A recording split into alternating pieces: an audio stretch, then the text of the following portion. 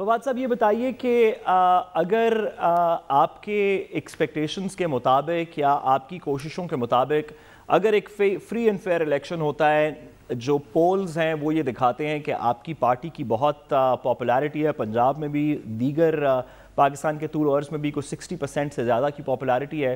अगर आप ये जीत जाते हैं बाई इलेक्शंस, या इसमें इतने बाई इलेक्शंस में इतनी सीटें ले जाते हैं कि आपकी पंजाब में हुकूमत फॉर्म हो जाती है, तो क्या पंजाब में आप हुकूमत फॉर्म करके पंजाब असेंबली और उसके बाद केपी असेंबली डिसॉल्व कर देंगे ताकि जनरल इलेक्शन फोर्स किए जा सकें, या पंजाब में हुकूमत बनाने के बाद आप उस हुकूमत को थोड़ा सा तूल देंगे और थोड़ा काम करने की कोशिश करेंगे? पंजाब में हमारी हुकूमत बन गई तो फिर जनरल इलेक्शन करवाने बड़े आसान हो जाएंगे और 100% हम जनरल इलेक्शन की तरफ जाएंगे।